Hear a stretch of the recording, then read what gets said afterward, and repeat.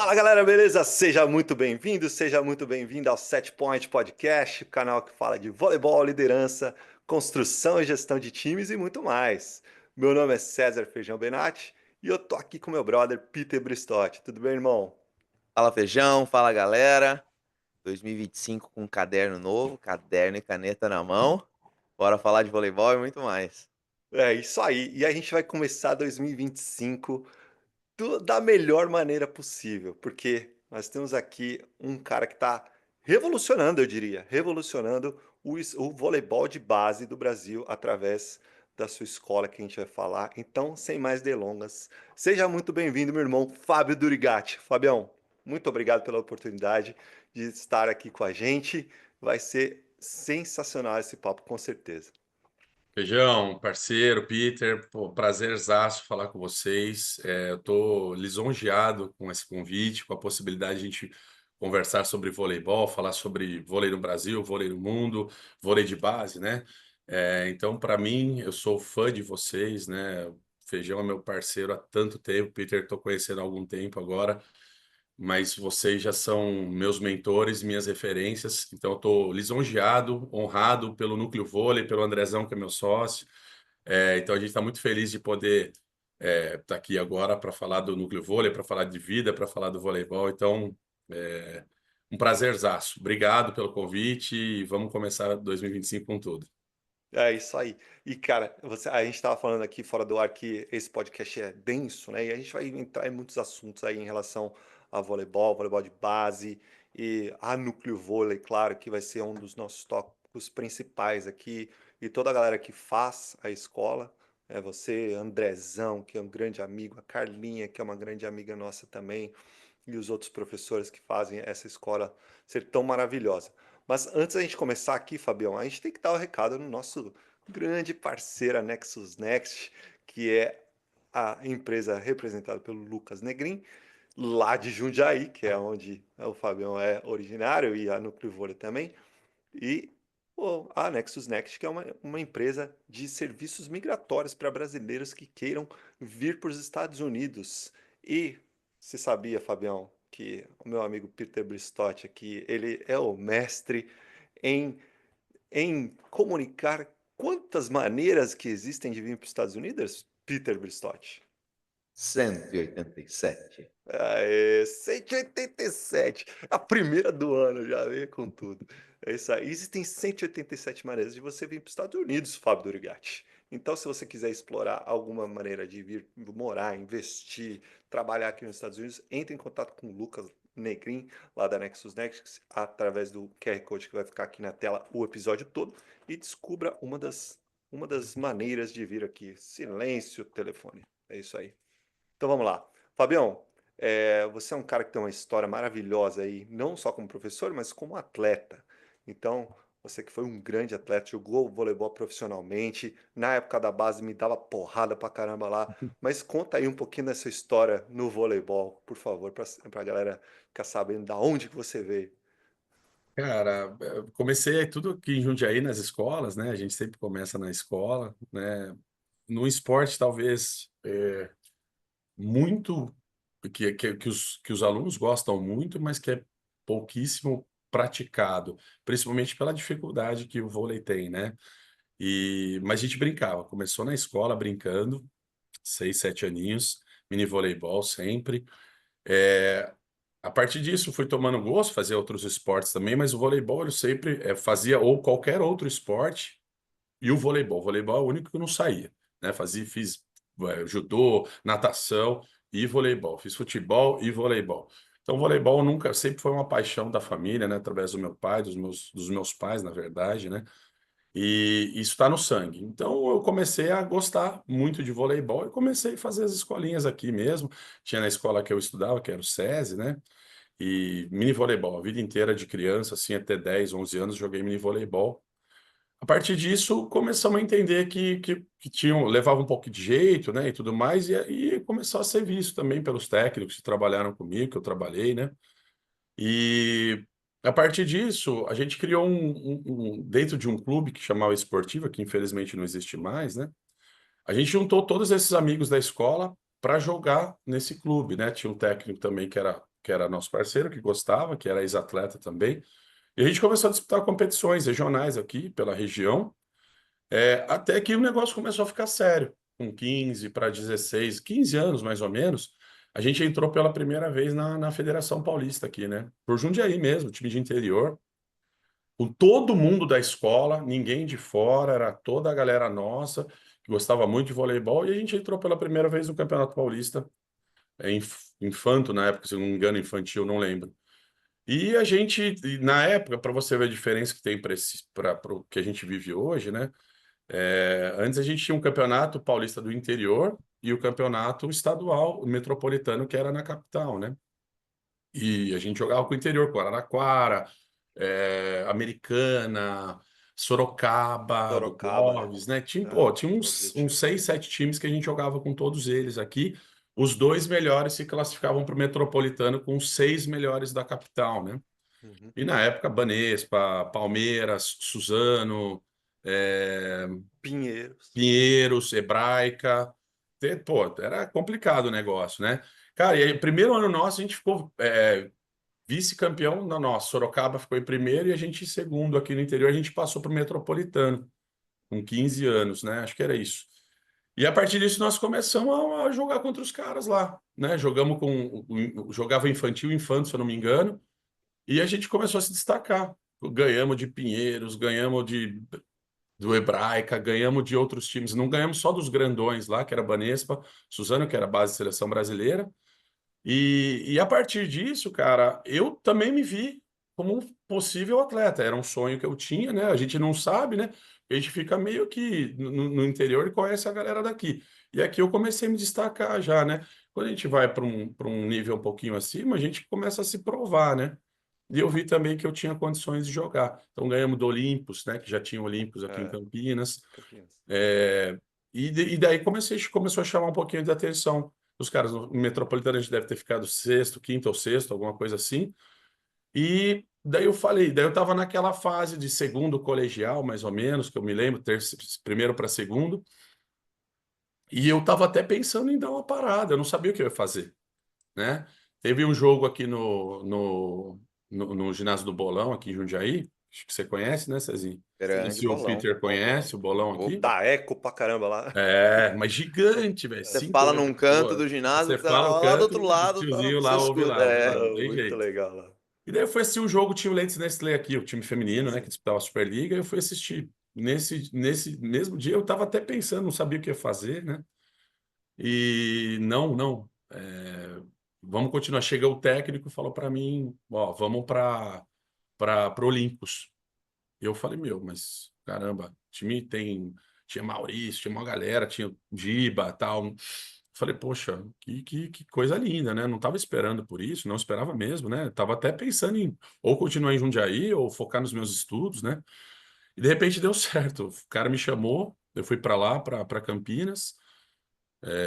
Um pouco de mais 3 meses, fui chamado para o adulto também, para completar o pessoal para a seleção brasileira, né? Na época, poxa, Naubert, Giba, Carlão, Ive, Milikovic, e a gente, eu, Andrezão, Rodriguinho, né, que está jogando ainda hoje em Sim. Suzano, mais um ou outro, a gente foi chamado para completar o adulto, né? E, cara, daí eu comecei a me enxergar como um jogador, como um atleta profissional. Até então, eu sempre foquei muito nos estudos, né? Meus pais, né, sempre me cobraram, né, entre aspas, isso, né? Não abandonar, não largar. Então, eu tinha voltado, eu ia para a área acadêmica, que sempre foi um gosto meu, né? Eu sempre fui muito estudioso. E, de repente, eu me vi como um atleta, cara. E daí, a partir disso, não para mais, cara. Aí saí, joguei 2 anos em Campinas, daí não parei. Aí entrei nesse processo de Superliga, joguei em Blumenau, joguei 2 anos em Araraquara no Lupo Náutico, joguei 2 anos em São Caetano, em Santo André, com Madeira, com Tunico. Depois eu fiz 2 anos de Europa também, jogando em Portugal e na Espanha.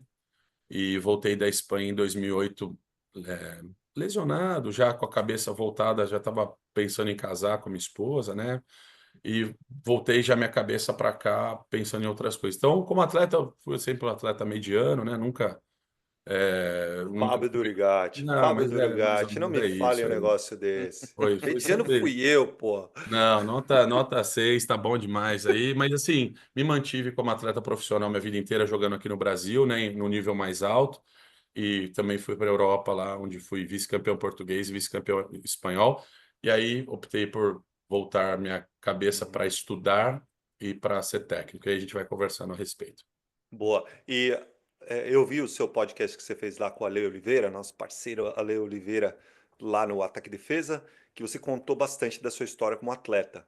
Você e o Andrezão lá com a Ale. Então, quem quiser saber mais da história de atleta do Fabião e do Andrezão também, que é o sócio do Fábio, vai lá no Ataque e Defesa, que foi um episódio muito legal, muito legal. Até declarações polêmicas lá de Fábio Durgatti, mas Se assistam lá eles que me foi bem permitirem em legal. algum momento, eu explico. Daí a gente chega lá. Mas aqui o nosso foco é um pouquinho mais voltado para técnicos, para a educação de Sim. técnicos de voleibol. Me diz aí, Fabião, quais foram as principais lições que você tirou desse tempo que você era atleta profissional que você usa hoje na sua carreira de professor? Eu acho que quando a gente começa essa vida, a gente passa por muito desafio, né, cara?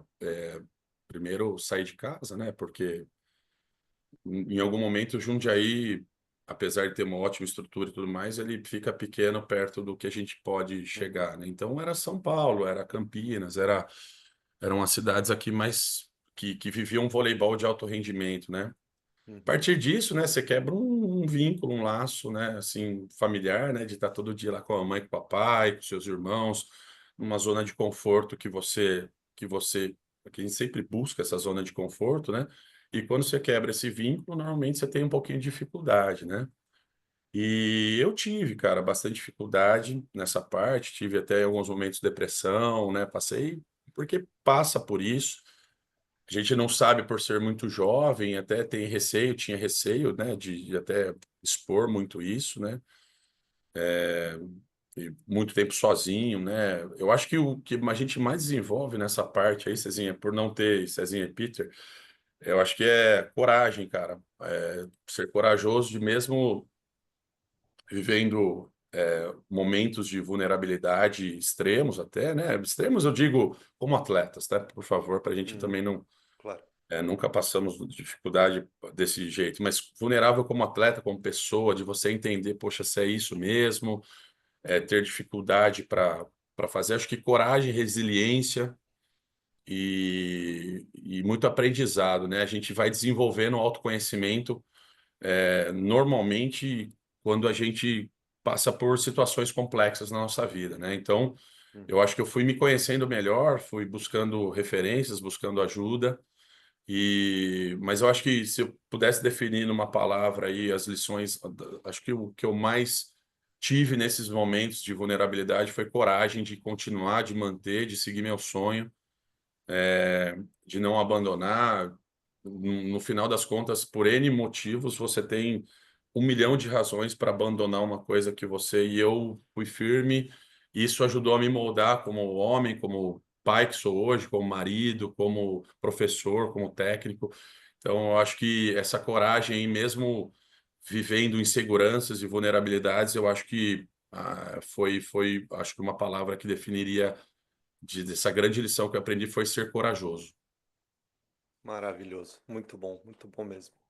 Muito bom. Fabião, e aí em algum momento você pensou: "Ah, vou ser técnico, vou ser professor". Como é que foi quando que começou esse pensamento a nascer na tua cabeça? E conta pra gente como é que foi esse começo, né, quando que essa ideia surgiu e quais foram os primeiros passos para você caminhar nessa direção? Peter, eu sempre fui o cara que gostava muito de estudar, gosto muito de estudar, né? Aê, mais um nerdola! Eu Esse é sempre dos fui dessa grandes. galera, eu sempre fui dessa galera aí. Eu sempre fui um cara que levei muito a sério meus estudos, né? E para entender algumas coisas que eu sempre tive dúvida e tenho ainda, né? E, e desde sempre, né? Como atleta, né? Eu vivi 15 anos jogando profissionalmente. Infelizmente, o nosso meio se limita, né? Porque quer também, né? Porque às vezes não tem orientação. Eu acho que eu fugi um pouquinho disso aí, principalmente por conta dos meus pais, cara. Hum, Acho que a situação mais simples poxa, você virar atleta profissional no Brasil é difícil, cara. Na minha época tinham 12 times de Superliga, hoje mesma coisa. Antes não tinha, eu não falava muito sobre Liga B e tudo mais, Superliga B, C e tal, não tinha. Ou você era profissional e jogava nesses 12 times, ou você ficava meio que amador, não dava para você viver, não seria uma profissão e tudo mais, você tinha mais dificuldade se manter como atleta de voleibol, né? E na minha cabeça, eu sempre grudei por conta dos meus pais. Ó, filho, você vai ter que estudar, meu velho.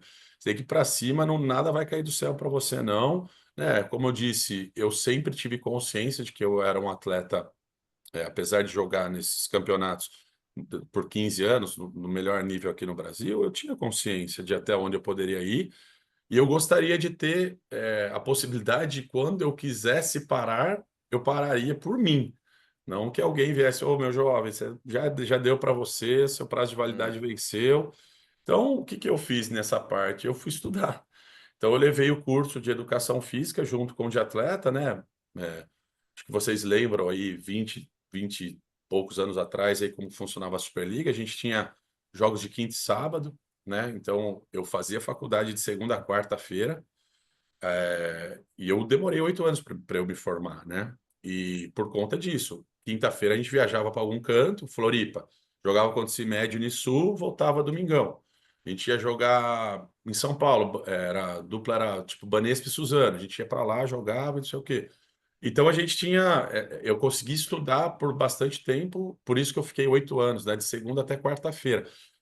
E essa parte aí, eu sempre fui um cara que quis entender bastante a respeito, principalmente da preparação física. Eu conhecer a célula muscular, entender como ela funciona, como que ela pode ser propulsora de energia, como assim funciona, como funciona a minha alimentação, como funciona. E entra nessa parte de fisiologia, que eu adorava e adoro, né, até hoje. E daí eu grudava nos preparadores físicos, né? Por quê, como que porque é assim. E normalmente os preparadores físicos de quaisquer, de todos os times, eles são muito inteligentes. São caras que estudaram bastante, conhecem muito o corpo humano, e conhecem como funciona, sei lá, que tipo de fibra você tem, como que ela funciona, como eu ativo, como que eu gasto e por aí vai. E, e eu comecei a me ligar muito nisso, né? Tanto que quando no último ano meu como atleta profissional na Espanha, eu tinha mais um ano de contrato como atleta, só que eu estava machucado, eu já estava começando a pensar em outras coisas. E lá na Espanha os caras vieram falar comigo, poxa, você não gostaria de ser nosso técnico? Eu era capitão do time, eu era um dos mais velhos do time, e você não gostaria de vir para cá e ser técnico do nosso time, jogar a Superliga aqui na Espanha? Eu fiquei super emocionado, super feliz, né? Não esperava. E a partir disso foi começando a virar uma chavinha na minha cabeça, né, cara? Eu quero ser técnico, né? Eu acho que eu tenho perfil para ser técnico, eu gosto pra caramba disso, eu gosto de estudar, eu gosto de procurar, sou bastante curioso. E em cima disso começou a ligar essa chavinha aí, cara.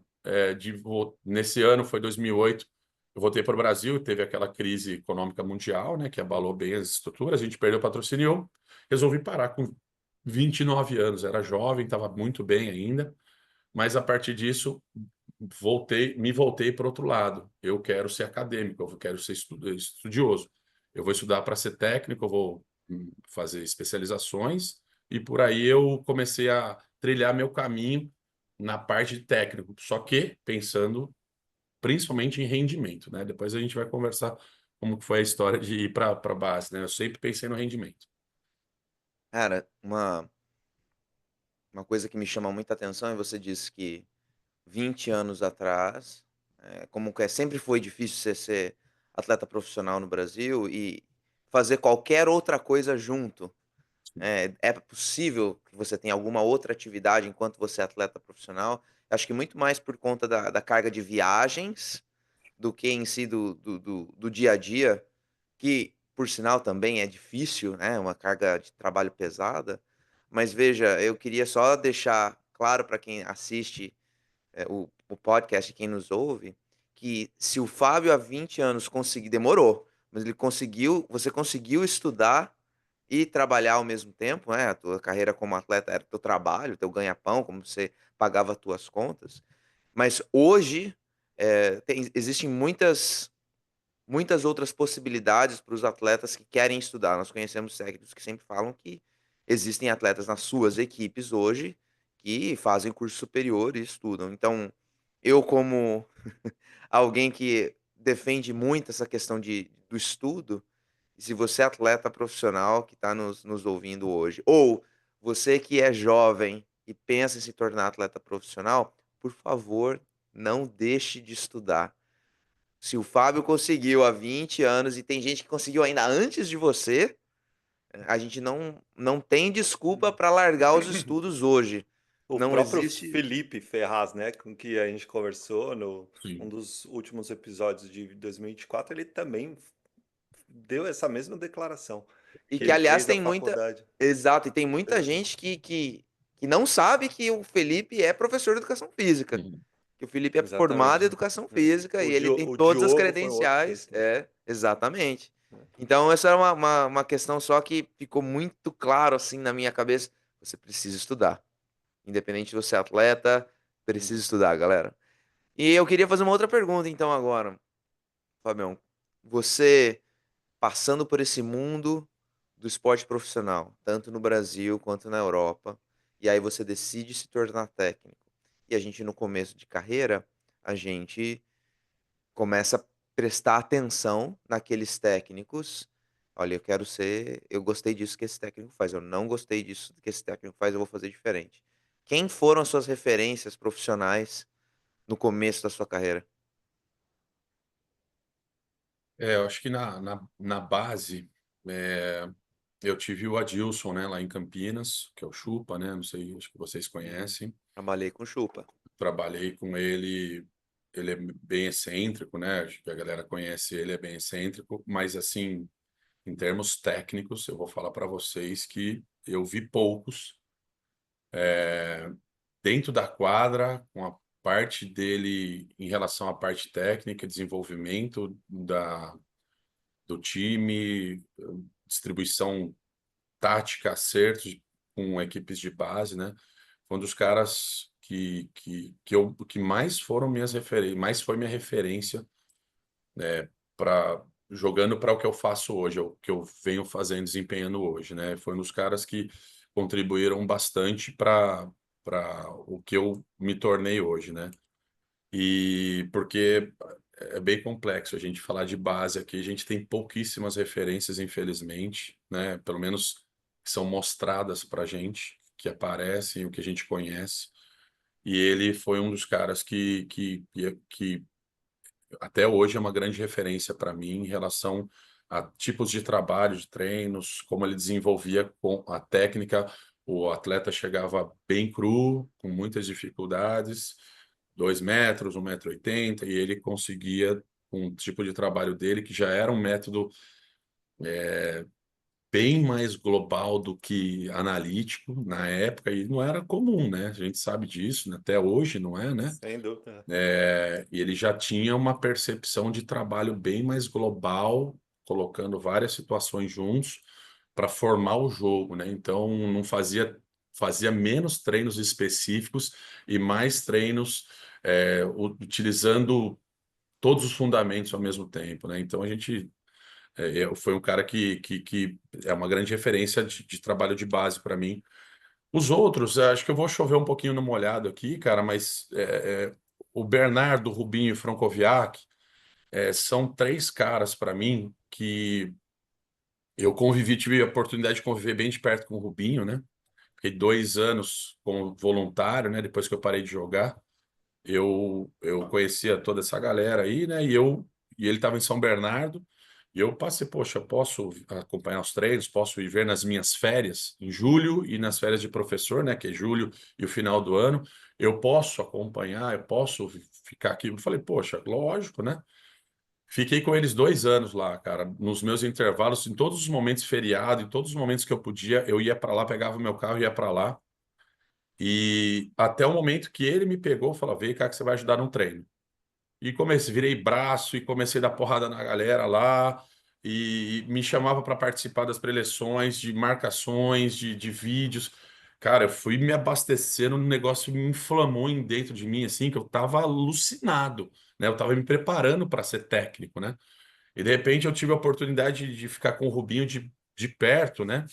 Acompanhando os treinos, mesmo que em momentos, né, não o tempo todo, mas em momentos das minhas férias, ou de feriados, ou de finais de semana, como voluntário primeiro, bater na porta, me ajuda aí, posso ver, posso aprender, posso observar qualquer coisa. E daí eu vi o cara é um animal com todo o respeito, assim, sabe? Ele é impressionante que Impressionante. ele tira do atleta e tá falando a parte mais alto nível.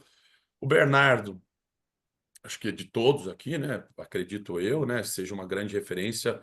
é, Antes, 20 anos atrás, como o, o gênio daquela geração, acho que é a maior geração que a gente teve de voleibol da história, né? Eu comparo elas, não sei se é bem ou mal comparado, à geração de 70 do futebol nosso. Tinha um monte de gênio jogando junto e o cara foi Uhum. lá e fez o. Mas eu vejo o Bernardo, assim, como um cara acima do normal. E o Francoviac, para mim, também, um cara fora de série na humildade, Espetacular. na forma de ele lidar, que são dois pilares que eu observo muito nos líderes, né? Que é a humildade e que é a forma de se conectar com as pessoas. Eu vejo ele, sim, que é muito aflorado essas duas características dele. Então, acho que esses três, o Rubinho, Bernardo Francoviac e o Adilson, o Chupa, num trabalho de base aí, todos eles voltados para o rendimento, obviamente. 4 excelentes nomes, muito legal.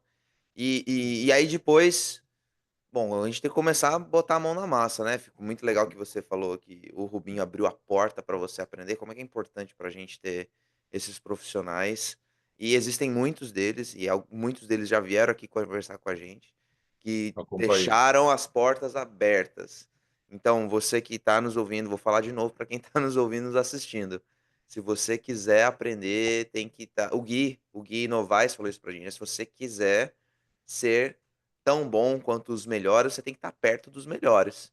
Perfeito. Então vai É lá isso. bater na porta, né, os caras alguém vai abrir a porta para você, Uhum. como abriram, o Rubinho abriu as portas para o Fábio. Fabião, e aí a gente começa a botar a mão na massa, né, cara. Vamos como é que foi esse começo de você botar a mão na massa como técnico? Qual que era o seu objetivo profissional?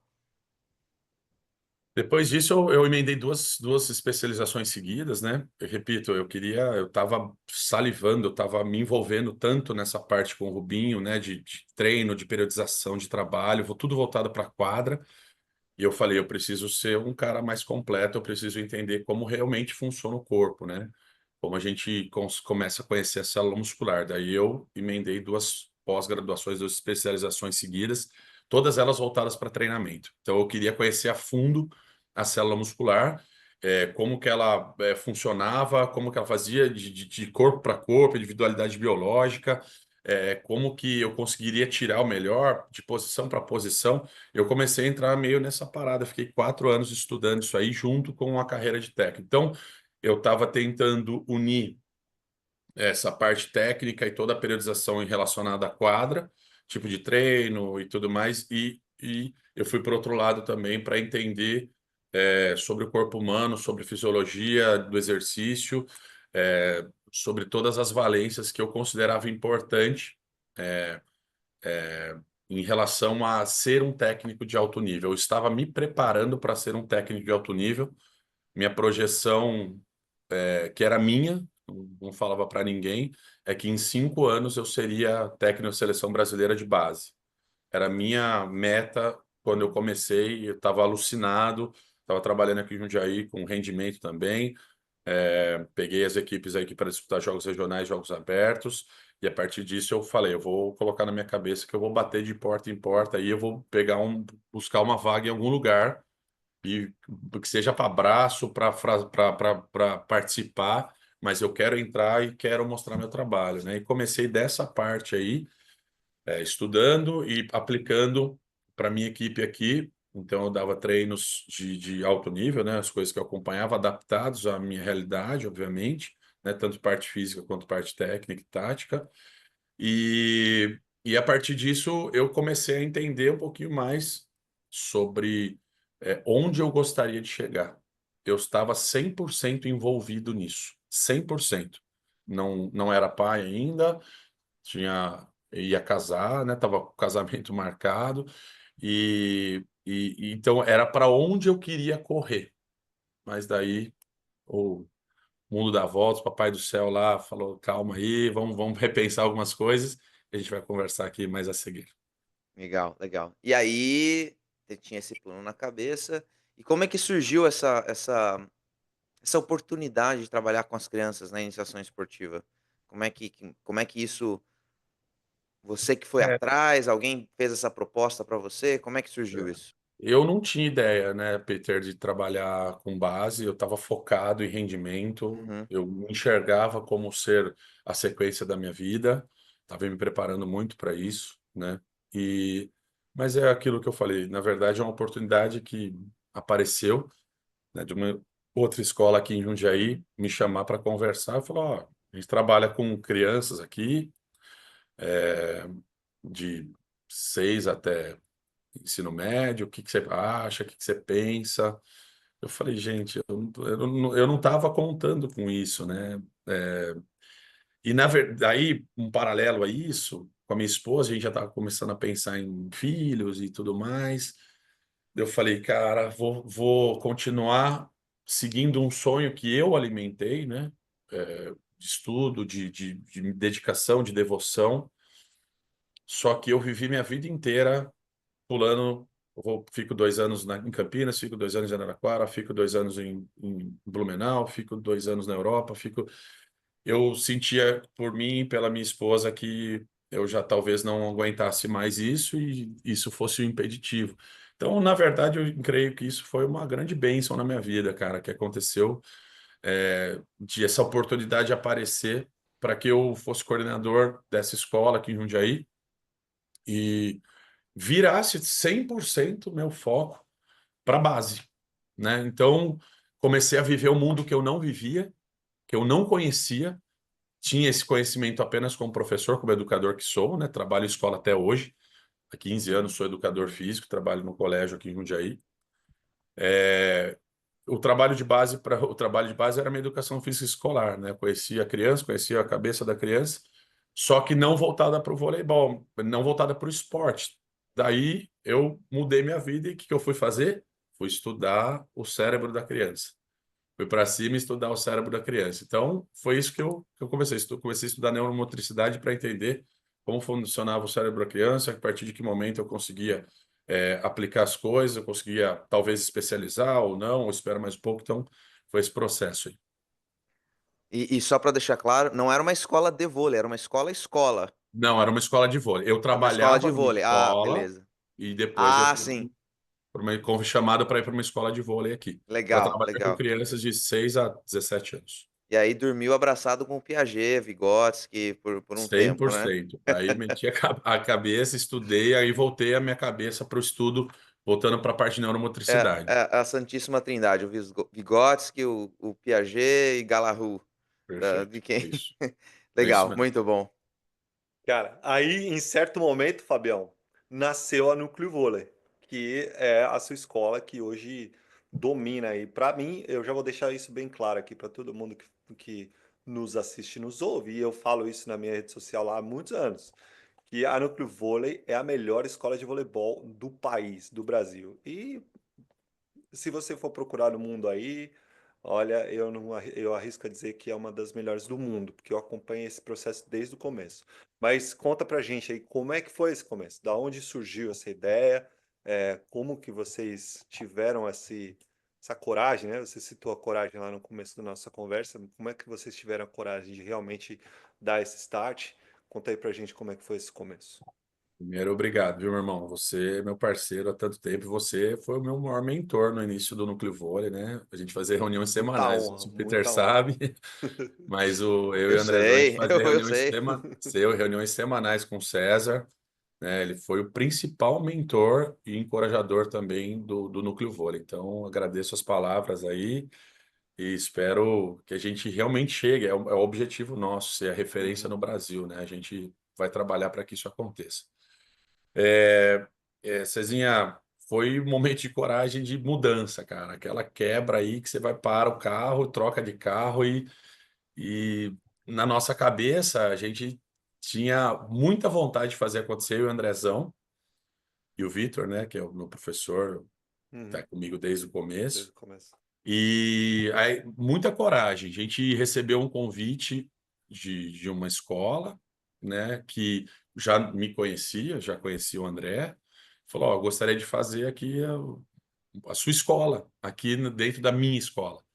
Eu falei: mas como assim, né? Poxa, eu nunca tinha pensado nisso, né? E de repente as coisas foram acontecendo, cara. Foi um momento, o Andrezão, eu falo para ele sempre, cara, ele é muito corajoso, né? Eu estava de novo na minha zona de conforto. Eu já estava 5 anos dentro dessa outra escola, era o coordenador lá, né? Tinha meu filho estudando na escola. E eu falei, eu estava, né, até, de uma certa forma, numa zona de conforto. De repente vem, vamos mudar isso aí de novo? Vamos fazer a nossa? Vamos para cima? Vamos. Daí eu falei, cara, vamos embora, vamos embora. E aí foi um processo, cara. Foi um processo de uma rede de escolas aqui de Jundiaí acreditar na gente, primeiro como professor, né, que é a base de tudo, acreditar na pessoa primeiro para depois acreditar no projeto, né? Então eles vieram para cima da gente.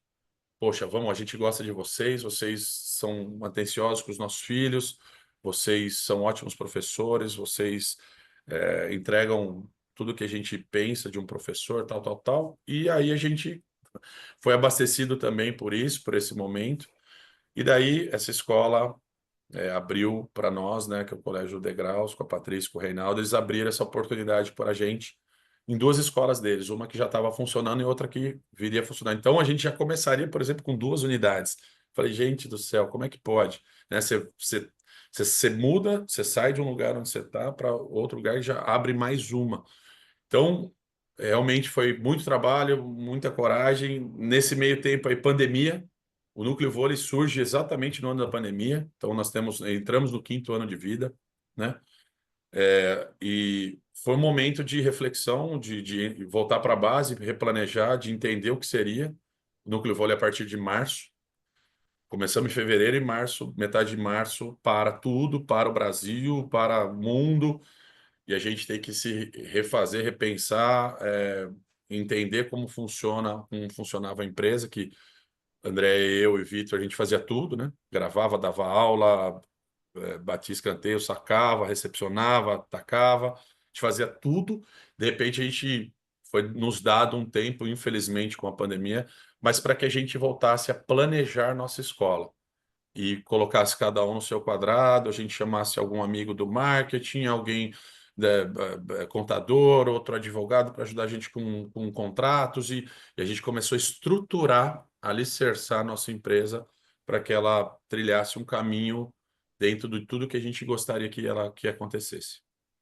E aí você se viu como um empresário, né? Como um líder voltado não só na parte técnica, parte de metodologia, mas na parte de administração também. E a gente fala aqui sempre, né? A gente debate isso bastante. Eu, Peter, a gente fala aqui direto. Nas nossas conversas a gente fala bastante sobre valores, sobre cultura, como que a gente gosta de desenvolver os nossos times e, no seu caso, a sua empresa, a sua escola. Quais são os valores essenciais da Núcleo Vôlei? Essa é uma coisa que assim que a gente definiu criar o Núcleo Vôlei, foi uma das primeiras coisas que a gente fez, né? Quais serão os valores nossos, né? E eu acho que não dá para fugir muito do que a gente acredita, né? Como educador e na vida que a gente teve baseado em família e tudo mais, é família, amor, equidade, desenvolvimento, respeito, é, que o foco nosso, desde o do começo, Cezinha e Peter, é transformar a vida, cara. A gente entende que o esporte é uma ferramenta avassaladora na vida de qualquer pessoa que tem acesso a ele, né? Então, os valores que a gente desenvolve aqui dentro do Núcleo Vôlei, desde o primeiro dia, eu falo para você que é respeito, equidade, desenvolvimento, família, amor. Acho que o pilar mais importante e o primeiro de tudo, né? Amor, que a gente tem em fazer o que a gente faz, muito respeito pela nossa profissão, muito respeito por entender a importância que os pais colocam o bem mais importante que eles têm na vida deles, que são os filhos, nas nossas mãos, e a nossa responsabilidade em relação a isso. Então, eu acho que são esses os valores principais que, desde o primeiro dia, norteiam o nosso caminho. E aí, ó, Peter Bristotti, é o outro que coloca as pessoas na frente de tudo, né? Não é à toa Exatamente. que a Núcleo Vôlei tem o tamanho que tem hoje, porque eles respeitam as pessoas, né? Eles colocam o people first que a gente fala tanto aqui. Isso aí é um valor super importante que todo mundo tem que ter em vista quando comanda um time, quando constrói algo como uma escola de vôlei, ou seja lá qual esporte for. Isso é impressionante E entender para isso. quem não percebeu, vocês devem perceber nos episódios que a gente fala sobre esse assunto, que existe uma constância, né? Exato. Todos os projetos, os profissionais que têm sucesso, colocam as pessoas primeiro. Então, professor, professora, vai iniciar um projeto, pense nas pessoas primeiro, na sua cultura, nos seus valores, nos aspectos de liderança, porque isso vem antes de absolutamente tudo. É, a gente Exatamente. fala até aqui para corroborar com vocês dois, né?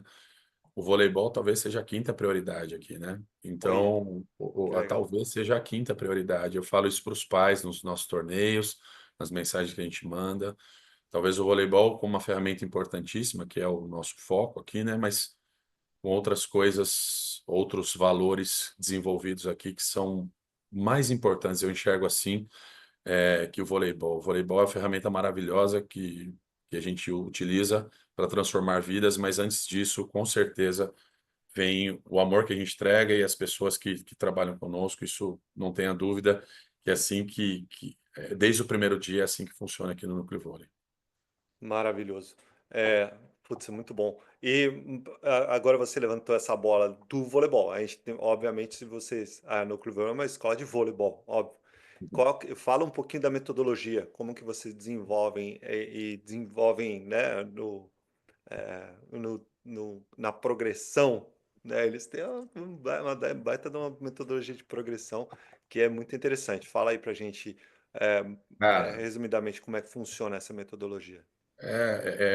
também a gente utiliza aqui a dinâmica ecológica, ela norteia o nosso caminho, né, cara? Aqui não tem conversa, não, cara. A gente Aê. vai para cima disso aqui, não tem o trabalho nosso, a gente vai em cima de método global sempre. É, é, Toda a formação que a gente faz, a capacitação e os segmentos que a gente faz aqui, desde o mini voleibol, que é a base do núcleo vôlei é o mini voleibol, né? Até 14 anos a gente trabalha com mini voleibol aqui, né? Adaptados às quadras e a idade deles, que a gente levou muito em consideração aí o desenvolvimento neuromotor, né? O físico também, e a gente fez subdivisões aqui até o fundamental um até 10 aninhos, a gente joga 2 contra 2 aqui, né? Desde o processo segurando a bola, um quadra 4x8, rede 1,80 m, bolinha levinha. E a gente vai fazendo essas adaptações aí para eles, foco é o jogo, né? Sempre a parte ludicidade aqui a gente vai muito para cima de desenvolvimento e ganho de repertório. Para a gente é o mais importante, né? As vivências que a gente trabalha aqui e abordagem multicultural, né? A gente recebe gente de todos os lugares, né? Então, imagina se a gente for pegar cada um que vem de um desenvolvimento, jogou bola na rua, outro jogou bola no condomínio, outro pulou muro, outro não saiu de casa, outro. Então a gente pega essa abordagem um pouco multicultural e tenta colocar tudo nesse método globalizado que a gente faz e focar nessa dinâmica ecológica que a gente acredita muito aqui e que é uma referência para a gente em termos de preparação para todas as aulas de 5 até subóbito aqui, não tem jeito. Até 100 anos. Nós vamos até. Aqui Boa, não tem, gostei. aqui não tem conversa, não, cara. A gente vai aqui até 100 anos nesse método Poxa, que trabalha o jogo. A gente trabalha as valências do jogo, no jogo, com adaptados, simulações de jogo, com adaptações do jogo, com todos os fundamentos envolvidos. A parte analítica, ela é quase nenhuma aqui. Tudo é vivência do dia a dia, do jogo, da experiência motora que esse aluno traz e a adaptação que ele tem que fazer para conseguir jogar. Então, o foco nosso aqui é o jogo, trabalhado com as valências que envolvem esse jogo, e todo dia, em todos os treinos, de todas as idades aqui, de 5 a 100, nós temos jogo todos os dias. E valorizamos o final de semana, vai jogar na rua, vai jogar na terra, vai jogar na grama, vai brincar com o seu irmão de bexiga, tudo, tudo. Se precisar de bola emprestada, a gente empresta para jogar no final de semana. Então, vai jogar em todos os lugares que você conseguir jogar voleibol, na piscina, em outros lugares, em qualquer lugar. Para a gente valoriza muito isso, que é a vivência e a aprendizagem que eles vão ter vivenciando tudo isso. Não só fazendo núcleo vôlei, mas jogando voleibol de domingo a domingo, em todos os lugares que você conseguir, do jeito que você conseguir, com quem quiser. E olha só, desculpa interromper, professora, professor, que o Fábio está falando da importância tanto da prática estruturada quanto da prática não estruturada, que é uma das coisas que, para aqueles que estudam dinâmica ecológica, e se você ainda não teve contato com esse assunto, vai buscar aprender. A gente deu uma pincelada aqui em alguns episódios. Teve um episódio com o professor Robert Gray, que nós falamos sobre a dinâmica ecológica, é um dos papas sobre a dinâmica ecológica no mundo.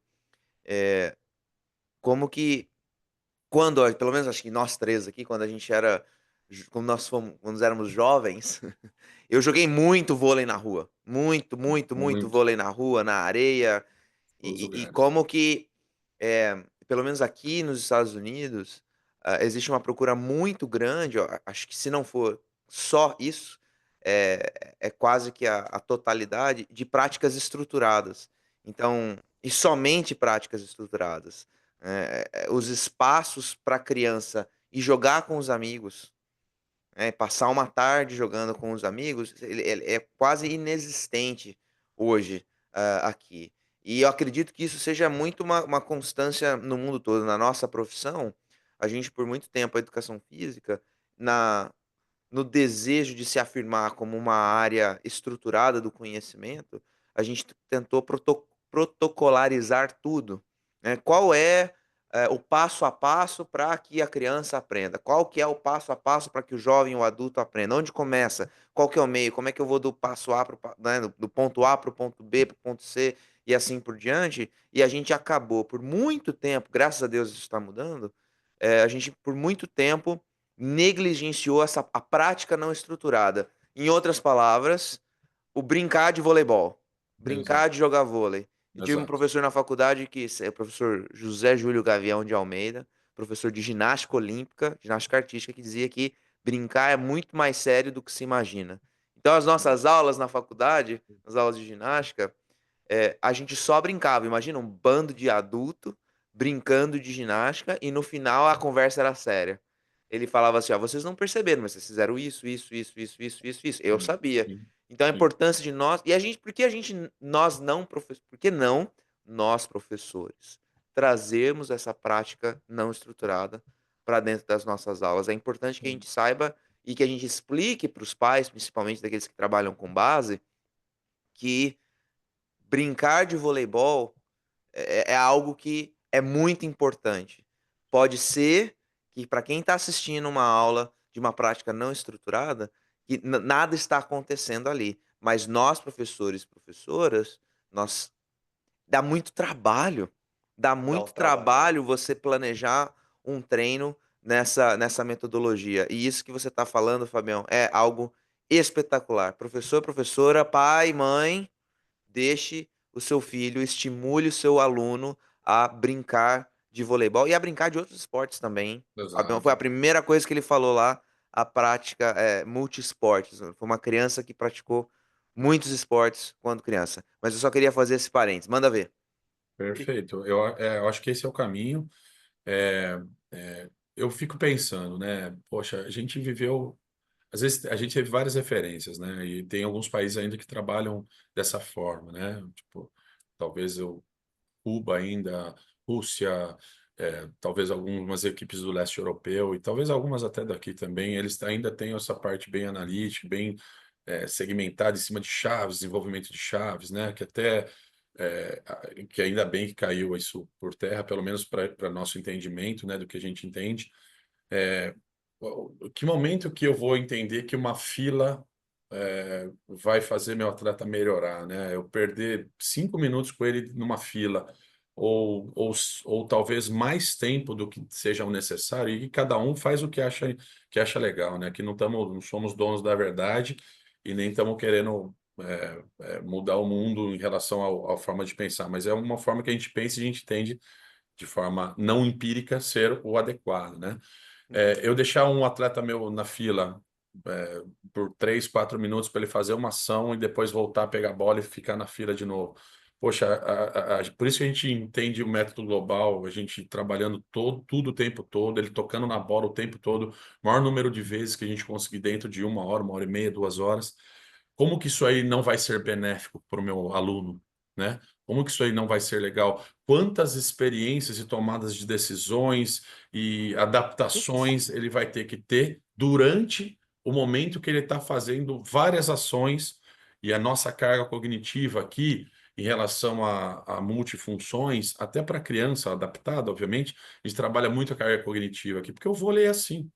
Você quer jogar? O vôlei tem 200 milhões de estímulos, né? Como que eu posso me adaptar melhor a esses 200 milhões de estímulos? Trabalhando com 200 milhões de estímulos no treino, nas aulas. Então, eu acho que, repito, não estamos aqui, não somos donos da verdade, não estamos querendo. é, mas, assim, é uma coisa que a gente acredita e não é empírico, né? É uma coisa comprovada. Então, é uma coisa que a gente vê aos olhos. Isso eu faço desde o começo aqui, Peter. A gente não tem muito foco em chaves. Obviamente, tem algum momento que a gente ensina o fundamento, né, de forma correta na nossa cabeça, né? Aquele de travadinho, paradinho. Mas, cara, esse não é o foco nosso. O foco nosso vai ser feliz, vai jogar, vai brincar, vai se descobrir, vai se adaptar mesmo, porque aqui, só para vocês entenderem, no Kids, que é a nossa parte de Fundi 1, a gente não tem manchete, não existe manchete, que é um fundamento super complexo de se ensinar, de se aprender, de se fazer. A gente trabalha com toque por cima, agarrar a bola e saque por baixo. E nessa a gente consegue fazer uma criança de 5 anos jogar. Entendeu? Nesse método, com brincadeira, com ludicidade, com pega-pega, com objetivo, e por aí vai, entendeu? Cara, Caramba. que espetacular. Desculpa aí, Feijão, de te interromper. Eu Não, sei que tudo é bem. você que está liderando Tudo essa bem. parte, mas quando você fala, Fábio, sobre a tal da fila, a gente tem um método muito simples que a gente usa aqui quando os técnicos estão criando algum exercício, né, algum recorte do jogo, que é o seguinte: a gente pega o exercício e vamos pensar aqui, ó, que o objetivo é a manchete, né? Seja passe e defesa. Então, a gente pega lá, o Fábio tá na fila. Aí o Fábio faz uma manchete, eu ligo o cronômetro. E aí eu vejo daqui quanto tempo o Fábio vai fazer outra manchete. Perfeito. E aí eu colho esses dados. E aí Perfeito. depois eu vejo o Fábio no jogo.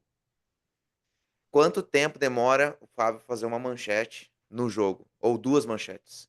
E aí Uhum. a gente compara esses dois. Na maior parte das vezes, a gente vê que esse método de utilizar filas, Sim, pelo menos 3, 4 ou 5 vezes mais tempo do que o Fábio levaria para fazer 2 manchetes no jogo. Então, sim, tudo que a gente vai fazer, isso é uma dica que eu gostaria de dar para os professores, compara. Pega os teus sim. passadores no jogo e quanto tempo demora para eles fazerem 2, 3, 4 manchetes entre um estímulo e outro. É isso que você tem que Tá ter falando que ter de no um treino. estímulo, né? Você está Um falando de um estímulo, estímulo. de um estímulo. E não é E isso, né? pois é, exatamente. Mas e aí a gente pode ir para N camadas de complexidade. Mas aí Perfeito. depois que faz a manchete, vai fazer o quê? Vai fazer outra manchete? Ou tem Exato. alguma outra ação que acontece até ele fazer a manchete de novo? Ou ele tem que ir para algum outro lugar e tem que É isso. fazer. O que acontece no jogo? E aí a gente, se a gente for. É por isso que os jogos, né, esses mini jogos, os recorte jogos, eles são tão importantes. Porque não tem nada mais próximo do jogo Exato. do que o jogo.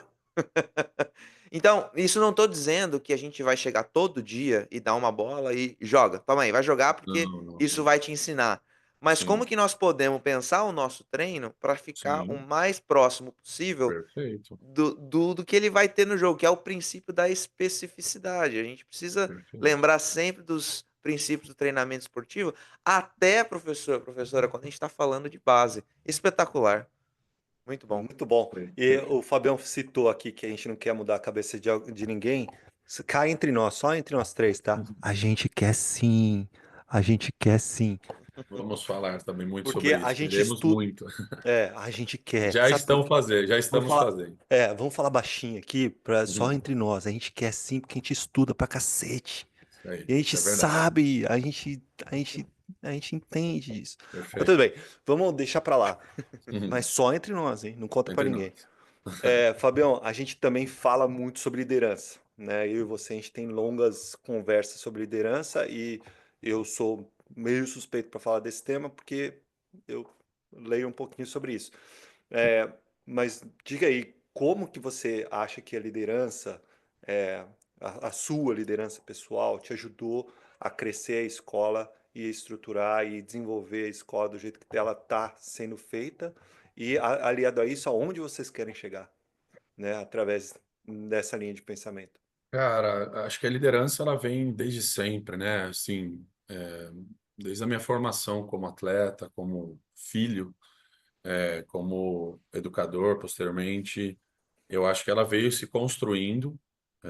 Eu sempre me via como um líder, num primeiro momento técnico, né? Por ser uma referência técnica de onde eu estava, e depois você começa a entender um pouquinho mais que essa liderança é muito mais ampla, né? A gestão de grupo, gestão de pessoas, ela é muito ampla e muito complexa, né? Eu tiro tudo dessas experiências de vida, como das minhas passagens desde filho, atleta, professor, técnico, depois marido, depois pai. Eu acho que isso tudo me moldou para me aproximar do líder que eu quero ser, né? Eu acho que todas essas e a congruência em relação a todas essas partes que eu falei segmentadas, né? Desde filho até pai, né? Eu acho que isso tudo moldou o líder que eu sempre procurei ser, procuro ser, né? E o que me deu a oportunidade dentro do núcleo vôlei, né, de ter a minha escola com o André, para a gente ter os nossos valores desenvolvidos, nossa missão, né, nosso propósito estabelecido, foi através de ferramenta. Aí vamos estudar, né, meu velho? Eu falei para vocês que se eu tenho e eu tenho muitas dificuldades, sou muito limitado em várias coisas. E aí, assim que eu entendo o meu limite, eu vou buscar pular esse muro aí. E eu busco esse muro estudando, cara. Estudando, lendo, olhando meus mentores. Você, Feijão, é um grande mentor da minha vida como Que empresário honra. hoje. O Peter já é meu mentor, ele não sabe disso, ele está sabendo, né? Porque o que vocês fazem, depois eu vou conversar e fazer um agradecimento especial por conta de tudo, do tamanho que vocês estão fazendo, do passo e do bom trabalho que vocês vêm fazendo. São mentores gigantescos para mim em relação ao como vocês enxergam, onde vocês estão, onde vocês querem chegar. E eu fui atrás dessas ferramentas, cara. Vinha de mim, né? Vem de caráter, de formação, de personalidade. E depois eu fui atrás das minhas ferramentas, cara, que foi ouvir, ler, acompanhar os meus mentores. E eu tive vários mentores, né? Vários mentores, vários livros. Eu também sou um leitor assíduo de trabalho de liderança, né? De gestão. Eu gosto bastante. Isso é uma coisa Cara, que me quem tá pega. vendo no YouTube, o cara tá going nuts aqui, rapaz. Mas eu sou, cara. Mas isso aí não tem como, cara. Poxa, Foda. não tem como você pular o muro, né, que você tá e não parar na parede se você não entender que, pô, você precisa de ferramenta, cara. E essa ferramenta eu fui buscar através de mentoria, né, das coisas que estão acontecendo, das pessoas que eu admiro, né, que não me conhecem, né, mas que eu sou um grande fã. Então, eu fui atrás disso, cara. E a minha liderança é baseada, basicamente, vou resumir aqui, nas dois pilares mais para mim, três. O amor, que é o mais importante para mim. Eu amo o que eu faço e passo amor em tudo que eu faço para todo mundo que está perto de mim. Eu tento fazer isso, mesmo sendo um cara limitado. Ser sempre humilde, cara. Isso outro pilar importantíssimo para mim como líder. Eu ouço todo mundo, eu converso com todo mundo, eu tento ser um cara assim sempre, né? Óbvio que eu escorrego e depois eu me refaço e faz parte da vida. E a capacidade que eu tenho, que eu busco e que eu quero de me conectar com todo mundo que está perto de mim, cara. Essa parte de conexão, para mim, entra uma parte de eu me importar, de suporte, de eu olhar para você como uma pessoa única, não generalizar em nenhuma situação. Então, esses três pilares, para mim, eles moldam minha vida, que é o amor, a humildade é, e a capacidade que eu busco de me conectar com as pessoas que eu tenho acesso. Então, isso eu faço questão de estar próximo aos meus professores, de estar próximo ao André, de estar próximo aos meus filhos, de estar próximo aos meus alunos, de ouvi-los, de sentar e entender, eu estou com um problema aqui, outro lá, e eu tentar, de alguma forma, ajudar, ouvindo, orientando, se eu puder, é, se for possível, né? Então, acho que essas situações aí que eu vejo que, que sustentam a liderança que eu tento colocar dentro do Núcleo Vôlei, né? Eu estou em busca disso sempre. Acho que não tem receita pronta, é o dia a dia. O que funcionou para mim em 2024, talvez não funcione da mesma forma em 2025. Eu preciso estar junto, eu preciso viver junto e crescer junto. E se for para cair, eu caio junto, caio atirando, mas caio junto. Então, eu acho que essas são as coisas que eu mais me cobro, como um líder, como um pai, como marido, como professor, como filho, e acho que em todas as situações da minha vida eu consegui me conectar com a pessoa e para entender que tem uma pessoa aqui que, por mais limitada que seja, ela se importa com o que você está falando, com o que você está vivendo. Então, acho que essa é a busca. Eu estou tentando buscar isso e esse é um processo longo e que ele não termina, é interminável. Mas eu vou em É. busca disso porque é nisso que eu acredito.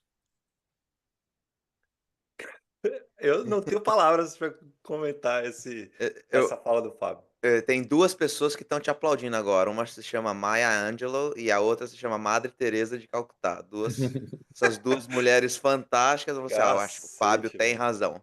O Fábio tá certo. Ah, Fabião, a gente podia ficar aqui mais 749 horas falando sobre tudo isso que a gente falou, mas a gente quer conhecer o Fabião agora, numa maneira mais pessoal. Então a gente vai para aquela nossa famosa série de 11 perguntas e aí você responda aí como você quiser. Então, galera, se liga aí que agora é a hora do nosso quadro Ataque e Defesa. Preparado? Bora. Vamos nessa então. Primeira pergunta. Conta pra gente um momento importante ou marcante da sua vida que influenciou quem você é hoje. Puxa, cara, acho que talvez a primeira vez que eu saí de casa, acho, para jogar, com 15 para 16 anos, talvez. Se eu, acho que foi uma quebra aí de bem difícil para mim, para minha família. Sou muito apegado à minha família. Isso foi um desafio bem grande, né? Repito, eu passei por alguns momentos complicados, que até tive depressão, mas eles sempre foram minha fortaleza, sempre me ajudaram muito, sempre estiveram por perto comigo. Não só estou com você, mas estou com você fisicamente. Eu acho que isso é um ponto muito importante, né? Eu acho que estar perto, poder sentir o carinho, poder sentir o afeto, a solidariedade em alguns momentos, porque todo mundo passa por momentos difíceis, né? Mas eu acho que esse, e acho que esse foi para realizar meus sonhos como atleta, e depois eu acho que quando eu conheci minha esposa, cara, ela também, a mulher que acho que fez eu mudar bastante minha cabeça em relação a várias coisas. Eu sempre sonhei em ser pai, né? E Deus me mandou uma pessoa muito especial, que é minha esposa, né? Hoje com 2 filhos. Então, acho que esses 2 momentos foram muito impactantes na minha vida, né? Acho que quando eu saí de casa em busca dos meus sonhos como atleta e acho que o momento que eu conheci minha esposa. Acho que foram esses 2 momentos bem importantes na minha vida que trilharam aí o meu futuro. Maravilhoso. Espetáculo. Primeiro momento nerdola do ano é meu. Desculpa, Peter. Foi mal. Mas Então, não, cabe todo mundo. Cabe cabe todo todo mundo. mundo, É. cabe todo Bora. mundo. O momento nerdola aqui é quando a gente pergunta sobre os livros, Fabião. Quais são os Eita. seus livros preferidos ou livros de cabeceira? Putz, olha, eu tenho vários livros que são que estão na minha cabeceira. Eu fico com 3 lá, eu deixo lá e em vários momentos eu pego para ver. Tô terminando um livro agora muito legal que é da Brené Brown, né? Que é A Coragem para Liderar, que é um livro muito denso, muito complexo. Ele vai em todas as... É conceitual, né? Então ele vai para todas as variáveis da Animal. Puta liderança. livro. Puta É livro. espetacular. Cara, é o livro que eu falo para vocês, cara. Eu tô num tempinho aqui que meus filhos desceram para no mercado com minha esposa. Eu vou lá, pum, vou ler, leio 5 páginas. Porque normalmente eu leio antes de dormir, né? Não sei qual a rotina de vocês, mas é um livro que tá me pegando, cara. Que eu tô lendo, sento aqui para fazer Procurando alguma ele. coisa, eu vou ler. Eu tô esperando, faço comida aqui, eu tô esperando o arroz ficar pronto, eu leio. Então, ele tá me pegando muito, que é Coragem para Liderar, né? Que é muito denso, é muito legal. Para quem puder tiver a oportunidade aí de ler. Tem o Transformando o Suor em Ouro, acho que é meio que de praxe aí, né? Que é um livro de liderança, de entendimento dessa geração a mais maravilhosa que a gente teve no voleibol mundial. Tem o Lugar de Potência também, do Basaglia, cara, que é um livro de formação de grupo, de conversas difíceis, de características que eu li também. Os livros de autobiografia, né, que eu acho maravilhoso, cara, do Guga, do Escada. E tem um livro que eu li, que eu me amarro, que eu achei maravilhoso também, que é o Eleven Rings, né, do Talvez o mais citado aqui, hein? Cara, eu acho que esse livro foi um O dos que mais me Onze marcaram também em Anéis. relação à Onze Anéis. liderança, 11 Anéis. E, tem um monte, assim, mas os de cabeceira que eu tô agora, eu tenho Coragem para Liderar, Lugar de Potência, e acho que o Transformando Suor em Ouro, que é uma referência, mas tem vários aí outros que a gente poderia falar por várias horas aí. Você vê que a pessoa que lê bastante, ela sempre tem dificuldade de selecionar aqui, É ó. verdade. É difícil São selecionar, tantos, né? cara. É muito Difícil. Puta bom. merda, é muita Eu coisa gosto boa. bastante, cara. Gosto mesmo. Muito bom, muito bom. Leia, professor, E é, professora, leia. importante. Fabião, vamos lá, pergunta número 3. Você tem mentor ou mentores? E se sim, quem é ou quem são seus mentores? Poxa, eu tenho vários, meu. Eu acho que para mim, até sair um pouquinho do meio, para mim Jesus Cristo, né? Acho que é o maior líder de todos para mim, né? E esse para mim é o principal. Eu tenho os meus pais aí como grande referência de mentores da minha vida, minha esposa também. Falando diretamente de voleibol, cara, Bernardo é um grande mentor meu mesmo. Tive oportunidade de jogar com o Bruno por 2 anos, assim, e foram anos diferentes da minha vida por jogar com o Bruno, por ter o Bernardo lá vendo algumas vezes o treino lá, e mal sabia ele, né, que depois eu iria me espelhar muito nele em várias circunstâncias, até no, no, no- na parte de entrega, de devoção, de jogar junto, de tentar fazer as coisas parecidas, que é uma característica minha também. O Bernardo, um grande mentor meu. E assim, o feijão, cara, eu vou fazer. entendam como vocês entenderem. Ele é meu amigo pessoal, mas é um cara que conhece voleibol como poucos. Eu não vou nem falar do Brasil, tá, meu jovem? Vou falar que é do mundo, cara, porque ele é um cara que é, cara, a gente conversa sobre voleibol e Peter, você tá aqui na minha lista também, viu, meu jovem? A gente não tem muitas pessoas para falar de algumas coisas, né?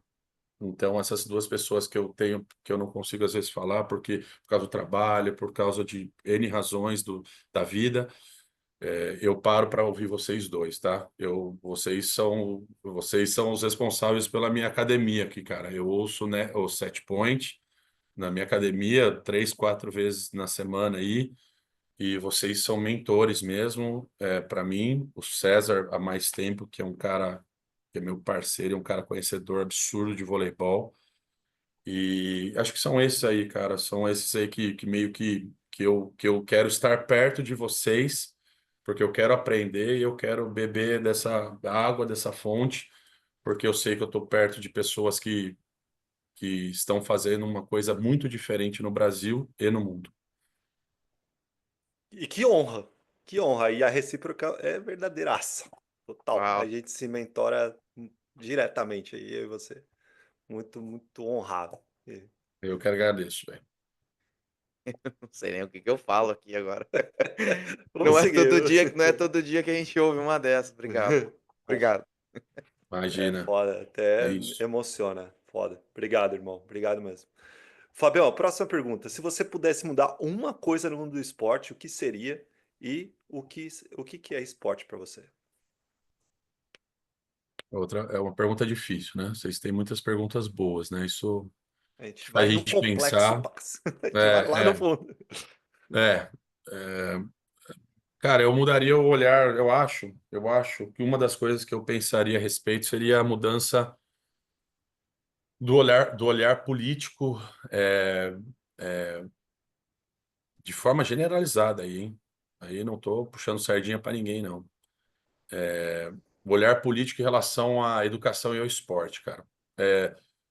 De não entender a complexidade que é entendida por essas pessoas que trabalham nas gestões do Brasil, dos estados, das cidades, a complexidade que é isso em não entender como o esporte sendo parte da educação, né? Isso aí, para mim, eu tenho dificuldade de entender por que que a gente não tem uma política pública voltada para o esporte junto com a educação. Por que que essas duas ferramentas de mudança de vida, elas não andam de mãos dadas? Infelizmente, isso não acontece. E eu estou falando do Brasil, mas acredito que a gente possa quebrar as barreiras aí para outros países, né? Sem dúvida. Então, esse é uma mudança que eu gostaria, uma mudança estrutural, acessibilidade, igualdade, é, até de parte financeira de homens e mulheres, mudanças culturais, né? Falando de violência, de racismo. é, a gente precisa fomentar a educação, cara. A gente precisa trabalhar a educação e o esporte é um braço fortíssimo da educação. E eu não entendo como é, isso seja tão complexo da gente tentar conseguir fazer dentro do nosso país para ficar só aqui, tá? Então, acho que seria uma mudança de olhar, de importância que eu gostaria de um dia ver aqui no Brasil e o complemento, né? O esporte da minha vida. Acho que é a ferramenta. Falo de bênção de novo, né, cara? Eu falo que acho que é a ferramenta que eu recebi é, é, de todo mundo, né? Desde a minha criação, os meus pais lá, que são professores também, que eu recebi para tentar ajudar, para tentar é, ajudar a transformar a vida de alguém. Transformou minha vida. Eu acho que esporte é isso para mim, cara. É uma ferramenta importante de transformação. Então, transformou minha vida e eu cumpro minha obrigação aqui. Não preciso ser elogiado por isso. Eu cumpro minha obrigação de passar para frente isso aí, porque eu recebi isso e eu passo isso para as pessoas, cara. Eu acho que é o esporte, isso é o esporte para mim. Aplausos. Você, Caralho. você até, Desculpa que. ó, ouvir você falar de esporte é até emocionante pra mim, É, porque ecoa fundo aqui, cara. É, você sabe que quando eu não tô morando no Brasil, mas é, a gente ainda volta pra. Quando a gente tá fora do Brasil, a gente ainda volta pra presidente, né? Mas quando eu tava no Brasil, eu me lembro que é, quando eu vou estudar pra quem que eu ia votar, sabe? Pra vereador, não importa, né? Desde vereador até presidente. É a primeira coisa que eu falo, e eu sempre sugiro isso para as pessoas. Você não está em condições de votar ainda se você não entrou no plano de governo, no site do candidato, pegou o PDF do plano de governo e leu. Se você vota apenas porque o que as pessoas falam, tem no WhatsApp, o que você vê na televisão, você não está preparado para votar. Concordo. Tem que estudar para votar. E aí, a primeira coisa que eu faço eu vou direto lá na pauta da educação. Perfeito. Se não Faço a tem mesma uma coisa. pauta, e isso eu tô só para dizer que eu concordo 500% com você. Se a pauta para educação não for uma pauta boa, não pode ser um representante do povo. Penso da E mesma forma. exatamente, muito, muito Quem bom. não pensa assim não tem meu voto. Exato, muito sensacional. Fabião, próxima pergunta. Você tem algum arrependimento na sua vida? E se sim, qual que é o seu maior arrependimento? Ixi, Maria. É, cara, é uma pergunta muito difícil, né? Bem difícil. É, eu acho que depois que a gente consegue entender, nos conhecer melhor, né? Nos conhecermos melhor, onde entra o autoconhecimento e entra a importância que todas as experiências que eu tive a oportunidade de viver e que elas me moldaram e me transformaram na pessoa que eu sou hoje. E eu acredito que eu não tenho arrependimento assim de bate-pronto para você, né? Eu acho que eu não tenho. E na verdade, tudo que aconteceu na minha vida, acho que me moldou para formar o Fábio que existe hoje, cara. É o que eu estou pensando. As experiências péssimas, ruins, boas, ótimas, excelentes, eu acho que elas me moldaram, cara, me transformaram na pessoa que eu sou hoje. Então, acredito que assim, de bate-pronto, eu não consiga te falar uma coisa que eu me arrependa ou que eu possa voltar atrás. Acredito que eu não consiga te falar hoje, mas eu acredito que tudo isso, através do autoconhecimento, me fizeram entender que tudo faz parte de uma coisa maior, de um processo. Então, acho que é isso. Não sei se eu Então, respondi. vamos, e- Não sei se eu com respondi. certeza. Então vamos virar a moeda e perguntar no maior orgulho, do que você mais se orgulha? Cara, puta, minha família, né, meu?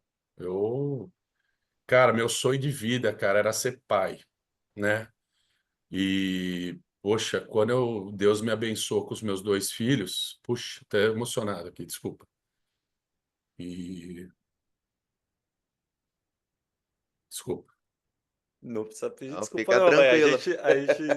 a gente se emociona junto, cara, porque é, é maravilhoso ver Eu esse acho tipo de que, reação. eu acho que ser pai foi acho que o maior orgulho da minha vida, a maior bênção que Deus podia me dar, é de ser pai e de poder deixar para os meus filhos o legado da minha vida, né, que é educação, que é esporte, né, que é como homem, como pai. É, acho que é isso. Acho que é isso. Acho que é mais ou menos, desculpa. Acho que é isso que eu tenho mais orgulho da minha vida. Acho que é da pessoa que eu me transformei por conta de ser pai, de, de ter uma esposa maravilhosa que eu tenho, de ter recebido a educação que eu recebi, dos meus pais, né, de poder passar um pouco desse amor que eu tive para as pessoas que estão próximas a mim e que, repito, é minha obrigação, né? Eu cumpro minha obrigação. Então, acho que é isso. Desculpa aí, galera. Desculpa aí. A próxima vez, ó, eu vou colocar meu óculos escuro aqui para não Eu chorar. também. Eu também. Olha, vou te falar, velho. A gente A gente já teve alguns episódios aqui com fortes emoções e é maravilhoso, cara, é muito bom a gente Desculpa aí. passar essa emoção. Não peça desculpas porque essa reação genuína é maravilhosa, Fabião. Obrigado. Pô, demais, cara, muito bom. Uau, é muito bom. Então agora aqui, ó, vamos e mais pessoal ainda, um pouquinho mais Bora. fundo. Alguma coisa, algum fato, alguma história que ninguém sabe. Momento revelação. Ninguém Vixe, sabe que Fábio Durigatti, cara, ou que pouca gente sabe. pouca gente sabe, eu acho que eu vou falar aqui. Eu sou um pouco antissocial. Eu sou um pouco antissocial, cara. Nossa, e da vida que é corrida de aluno, escola e trabalho e tudo mais, eu sou um cara que valorizo muito o meu tempo sozinho, que ele é mínimo, né? E que eu valorizo, que eu gosto, né, de ter alguns momentos da minha vida, do dia. Eu sou um cara antissocial, cara. Show. Tipo assim, eu vou viajar, eu falo para minha esposa, amor, vai num lugar onde a gente possa ficar mais tranquilo, onde possa ver um lago verde, posso pescar, posso brincar com as crianças na piscina, mas, cara, sem aquela muvucona e tal. Acho que é o momento meu de principalmente voltado para o lazer, né? Eu peço até para Fer, "Ó, amor, vamos para um lugar. Porque, cara, eu conheço tanta gente aqui, cara, sou professor há 15 anos É, aqui, cara, onde eu vou, "Ô, professor, cara, que é uma delícia, né? Isso não jamais seria ruim, né? Mas em alguns momentos da vida a gente pede, acho que eu sou um pouquinho antissocial, cara. Eu acho que pouca gente sabe disso. Eu é sou antissocial. Agora tem uma galera. é um apreciador da solitude.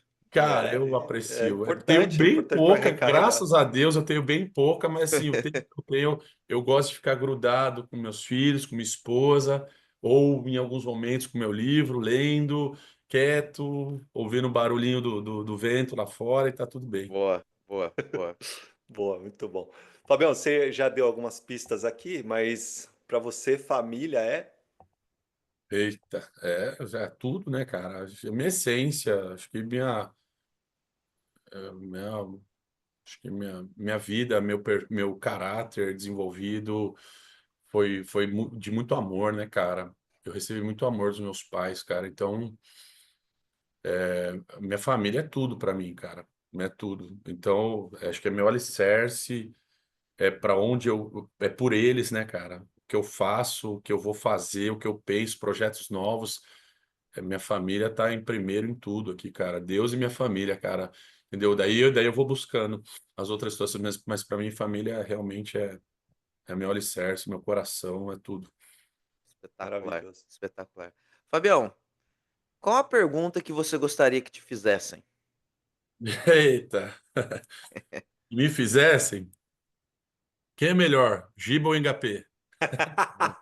Essa é a Então, polêmica. ixi. Então, Essa Pô, só criou para uma baita confusão nessa daí, puta velho. treta, velho. para finalizar a pergunta, quem é melhor, Giba ou Engapé? A treta. Vamos ver se mudou a Velho, eu não opinião. consegui contextualizar, né? Pô, criou uma polêmica, hater, fui cancelado, tal. Poxa, mas eu curti todo mundo lá que me criticou, tá tudo certo, faz parte, né? Cara, na verdade, essa questão aí, eu pensei. Cara, é difícil, né? Eu joguei com o Giba, né? Eu era juvenil, ele era adulto, tal. Treinei bastante com ele. Ele ia para a seleção, eu completava o adulto, né? Acredito que ele não lembre de mim. É, mas o Giba foi um jogador fantástico, dentro de uma geração fantástica, com uma comissão técnica fantástica, a mais vencedora da história dos esportes coletivos, né? Acho que eles ficaram no auge mais de 10 anos, e sendo ele um dos grandes pilares, né? Talvez o grande craque e referência de todos. Num contexto, e pelo amor de Deus, é só uma opinião de alguém que gosta do que está falando, né? É, eu fico imaginando há 20 anos atrás, né? Isso aí, essa história, quando o Brasil tinha a melhor seleção do mundo, com os melhores jogadores no mundo e a melhor comissão técnica no mundo, num cenário onde a gente não tinha muitos grandes concorrentes naquela época. E tinha, em determinado momento era os Estados Unidos, em determinado momento era a Rússia, era Sérvia, era Itália, talvez não todos eles junto com o Brasil sempre bem acima, e depois a gente sempre fazia final contra os Estados Unidos numa Olimpíada e perdemos, e aí Rússia numa outra e perdemos, aí fizemos com a Itália e ganhamos, depois a gente vai e faz com a Itália de novo, num outro cenário, num outro momento do voleibol brasileiro, mas falando de Engapé, bicampeão olímpico, num cenário onde eu coloco não a França como favorita, eu coloco a França junto com a Itália, com Polônia, num primeiro escalão. Depois a gente tem Brasil, Argentina, Japão, Rússia, que não pôde ir para as Olimpíadas. Outras Estados seleções, Unidos. Estados Unidos. sempre Estados Unidos. Estados Unidos, eu Uhum. coloco junto com o Brasil, mas um pouquinho, talvez até um pouquinho acima, hoje. Uhum. Hoje eu acho que a gente vive o cenário de maior equilíbrio na história do voleibol Da história, masculino com certeza. de muito tempo. Uhum. Então, pensando nisso, eu pensei, poxa, eu tenho o campeonato mais importante do mundo, que é a Olimpíada, né, de todos eles, né? Pô, o Gibe é tricampeão mundial, poxa, é o campeão olímpico. Repito, cara, não tô desmerecendo ninguém, pelo amor de Deus. Eu tô dizendo que o Engapé foi bicampeão olímpico, sendo protagonista num time que não tem tantos craques quanto tinha, por isso que a comparação pode ser até equivocada, né? Sendo protagonista nos dois títulos olímpicos, Total. com pelo menos mais umas 4 ou 5 seleções do mesmo nível ou melhor. E daí, esse é o contexto para mim que eu consegui fazer uma análise aí, e de hipótese alguma se eles merecer, mas bicampeão olímpico, sendo protagonista, não estando talvez na melhor seleção do mundo, mas jogando como o melhor do mundo em momentos decisivos. Essa, para mim, talvez seja o contexto de eu colocar o Engapé um passinho para cima do Giba, mas é só a opinião de um cara que gosta do que fala e do que vê, sabe? Não quero criar mais polêmica aqui, não. Não sei Vamos se deixar, eu. Não vamos sei deixar o se. público, vamos deixar o Vamos público deixar a decidir. galera falar, mas hoje eu consegui contextualizar Não, primeiro, não, né? O foi melhor legal. time do mundo, com a melhor CT do mundo, com talvez não com tantos adversários para poder brigar. O que não desmerece, em hipótese alguma, o que a Sem gente dúvida. fez, pô, Sem dúvida. 10 Você anos sabe melhor do que, mundo. você sabe que ouvindo você falar, me lembra, a gente passa pelo vôlei hoje o que o futebol passou talvez a partir da década de 90, né, até a década de 80, 90, você tinha aí algumas poucas seleções que estavam lá no topo do topo do topo, né. A partir da década de 90, dos anos 2000, né, o futebol passou por com o processo de globalização, atleta e técnico Sim. indo jogar para tudo quanto é Uhum. lugar e todo mundo tendo informação sobre todo mundo. Hoje o futebol ele é muito mais nivelado por Sim. cima no mundo inteiro. E o vôlei Sim, tem passado por isso com ultimamente, né, talvez certeza. até ali, os anos 2000, a primeira década dos anos 2000, cada década a gente teve, né, 1 ou 2 escolas que eram as escolas acima da média e Concordo. que, né, e a globalização no esporte chegou no voleibol, e hoje Perfeito. você tem jogadores e técnicos em tudo quanto é lugar e todo mundo sabe, quem sabe o que que é Volleymetrics aí, todo mundo sabe o que todo mundo faz. Exatamente. Talvez Sem dúvida. só para contextualizar um pouquinho, talvez o que hoje aconteça no vôlei e eu vejo muitas pessoas do vôlei falando como e eu sou um deles, como, por exemplo, o Japão, hoje, a seleção masculina japonesa, tem chamado tanta atenção, porque ela vem resgatando um jeito de jogar, um estilo de jogo que ficou um pouquinho, no tempo, mas que é tentando mudar o que todo mundo vem fazendo, né. E E hoje não essa tem só questão o da Japão, né, Peter? Hoje não tem só o exato, Japão, né? exato, A exato. França é um A desses daí, cara. França, exatamente, Que é o exatamente. jogo Então, sujo, boa parte do tempo. Né? É, eu vejo a espetacular. Itália também a Polônia, que mesmo sendo lá do leste europeu, eles, na minha opinião, né, pelo menos o que eu sinto vendo os jogos, eles já estão indo para outro lado também, né? Total. Tava que é todo o mundo. trabalho global Um mesmo, que é jogo eles muito mais malandro da Polônia, jogarem o jogo né? sujo, né? Saberem jogar o jogo malandro, usando a regra que é permitida. Aí a gente pode discutir se é feio ou bonito, mas eles jogam um jogo.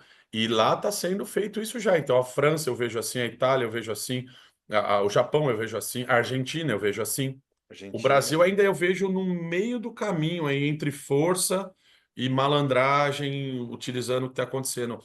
Mas eu acho que a gente está ficando para trás. E é bom que, ainda bem que é globalizado, que está todo mundo vendo a mesma coisa, né? Então a gente tem que jogar o jogo como ele é. Ele está sendo oferecido desse jeito, vamos jogá-lo da melhor forma, né? Isso aí. Espetacular. Uh, agora, vamos ver o que as redes sociais Vamos ver vão aí, sem dizer. ser cancelado de novo aí, cara. Eu sou uma boa pessoa. Não, você explicou muito bem. Fabião, a gente É, está crescendo esse projeto aqui, está muito bem é. estabelecido, graças a Deus. E, obviamente, todo crédito aos nossos convidados. E para a gente continuar crescendo o nosso podcast, a gente já pede ajuda de quem a gente convida aqui para indicar. Então, indique, recomende 2 pessoas aí para a gente ter um papo legal como esse aqui, por favor. Poxa, tem bastante gente aí, meu. Pode ser mais de duas, não tem Pode problema. ser mais de 2, né? Cara, eu é outro cara que eu tô acompanhando demais e tô vendo muito, tenho acesso bastante até a ele aqui. O André Heller, né? Que é um Uhum. cara que, que tem chamado bastante atenção em relação Pô, tem um projeto lá em Campinas há tanto tempo, né? Que é um Sim, projeto sim. diferente. O Peter, não sei se tem acompanhado o projeto lá em Campinas, é por ser de Campinas, né? Mas como eles trabalham principalmente trabalho de base lá, cara, pô, tudo diferente, cara. Eu sou fã dos caras lá, velho, do trabalho que é feito no Renata. Não, isso é E muito tem bom. muito trabalho dele lá. Eu sou um Conheço cara que, praticamente todo mundo que trabalha na base lá. exato, cara, Patrícia, a galera, pô, eles fazem um trabalho sensacional lá.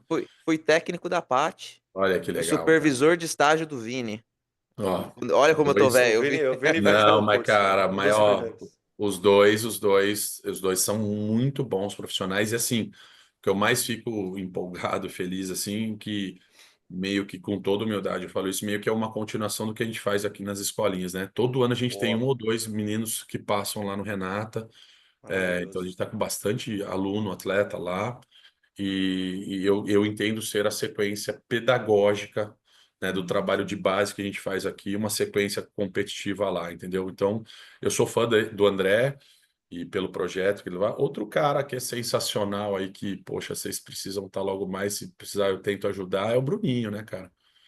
Bruninho Isso. Bruninho é o cara sensacional também, parceiro, tá sempre com a gente aqui, acompanha bastante o nosso trabalho, ele tá bem pertinho da gente aqui agora, então é um cara sensacional. Esse é um cara que acho que eu indicaria e Vamos querer que você faça a ponte. Bruninho já tá Por favor, convidado, hein, cara? vamos aí, vamos. Eu tento, eu não vou, seria mas ele é um um cara grande sensacional. sonho. O acesso difícil, a gente sabe, mas, pô, Mas a seria gente pode, eu uma posso tentar. baita honra. Sensacional, muito bom. Acho que seriam esses aí num primeiro momento, que são dois caras super campeões, né? E com muita coisa boa para falar, isso é o mais importante, né? Os que entendem sobre pessoas, né? Sobre voleibol. Acho que seriam dois caras que seriam bacana. Boa. Legal, muito bom. Fabião, a gente queria muito agradecer você por ter criado esse espaço na sua agenda hoje Poxa, imagina. para gente conversar e bater esse papo, para a galera que nos assiste, nos ouve, conhecer um pouco mais do Núcleo Vôlei, do Fábio Durigatti e dessa iniciativa fantástica que vocês têm, mas a pessoa que você é, antes de tudo. E a gente tem professores, a gente tem professoras, atletas, pais, entusiastas do vôlei, gestores de projetos, empresários, assistindo e nos ouvindo. E deixa um recado para essa galera, por favor. Poxa, primeiro eu queria agradecer, né, a oportunidade de estar aqui com dois, duas pessoas sensacionais, que eu tenho o privilégio de poder compartilhar tempo, conversas. Queria agradecer imensamente esse convite, né? É, representando o Núcleo Vôlei, né? Toquei representando o Andrezão também, que é meu parceiraço, e vários professores, várias pessoas, os pais, os alunos que estão envolvidos, né? Então, eu queria agradecer esse espaço e dizer para vocês que eu sou muito agradecido e muito fã do que vocês vêm fazendo com o voleibol brasileiro. Estou falando só daqui, tá? Da nossa terra, porque isso aí já extrapolou fronteira e tudo mais, porque a gente tem técnicos brasileiros no mundo inteiro. Mas especialmente para os, falando de Brasil, vocês não, talvez imaginem, né? Porque vocês são reconhecidos por isso, mas falando da minha parte, continuem fazendo esse trabalho que vocês têm feito em relação à atualização do voleibol, capacitação do voleibol. Vocês são pioneiros nessa parte, vocês têm uma gama de professores e técnicos que amam o que fazem e que precisam de referência. Infelizmente, a gente é muito autodidata em muita coisa na nossa vida, né? E, e como é bom ter um grupo de pessoas, falo de vocês dois, encabeçando um grupo de mais de 400, 500 professores que a gente tem um grupo ao redor do mundo, falando sobre o que é feito no voleibol hoje, sobre estudos, sobre parte de ciências, nada empírico, sobre situações que cada um vive, abrindo espaço para que professores do Brasil inteiro e do mundo inteiro tenham a oportunidade de serem vistos, de serem reconhecidos, de poderem ter o momento de fala, de divisão, de compartilhar. Então, eu agradeço demais por vocês serem pioneiros no que vocês estão fazendo. Vocês são muito diferentes, cara. E eu falo isso de boca cheia porque eu acompanho tudo que vocês fazem. Então, eu entendo um pouquinho do que eu estou falando a respeito de vocês. Continuem no que vocês estão fazendo, vocês estão iluminando muitas cabeças. E através dessas cabeças vão iluminar milhares, milhões de pessoas a entenderem como funciona a parte de gestão de liderança, de estudo, de não me fechar no que hoje eu sei, de me abrir para as coisas novas, de buscar pessoas que querem ajudar. E vocês dois são esses dois caras que eu posso chamar hoje de amigo. César é bastante tempo meu parceiro e o Peter meu amigo agora, né? Então, eu gostaria que todo mundo tivesse a oportunidade de conhecê-los como eu conheço vocês e que tivesse a facilidade, o acesso a isso. Então, vocês estão proporcionando isso a milhares de técnicos, milhares de pessoas que nunca tiveram acesso a nada porque nós não temos referência. Então, vocês são referências para mim e referência para muitos professores, educadores e técnicos que estão tentando fazer o melhor que eles podem com o que eles têm no lugar que eles estão. Então, eu agradeço aqui, espero que vocês tenham mais sucesso na vida de vocês, na carreira de vocês. Vocês podem contar com o Núcleo Vôlei, comigo, para o que vocês precisarem. Eu quero estar sempre perto de vocês, porque vocês são referências, são meus mentores. Muito obrigado, agradeço a oportunidade e espero que logo mais a gente possa se ver pessoalmente de novo.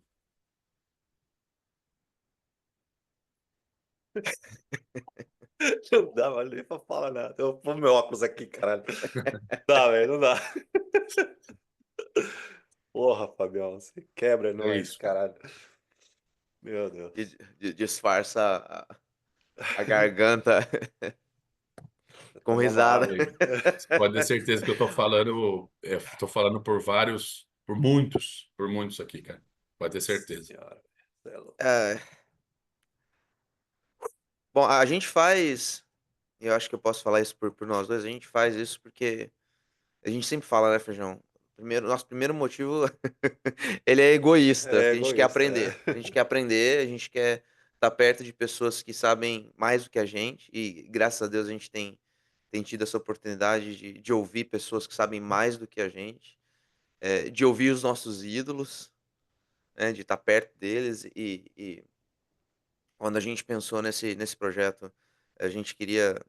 Era essa a ideia principal. Como é que a gente pode arrumar um jeito da gente aprender? E Uhum, por que não deixar isso registrado, porque vai que tem mais um ou 2 que querem aprender também, uhum. né. Foi assim que nasceu o Set Point Podcast. E E eu sempre falo isso, né, vindo e eu vou falar isso mais uma vez, eu estudei numa universidade pública, isso é uma das maneiras de que pessoalmente eu encontrei de retornar à sociedade o investimento que o pagador de impostos fez na minha educação, sabe.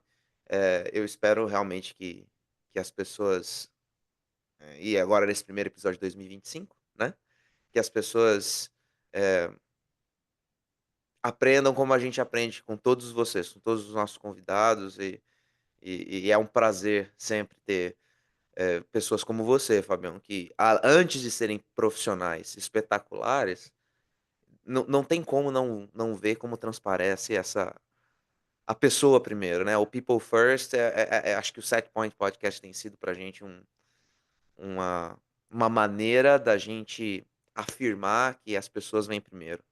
Eu queria muito te agradecer por essa sua fala, por esse seu testemunho e por você fazer o que você faz, que para mim para nós aqui é uma pinga ser professor, né.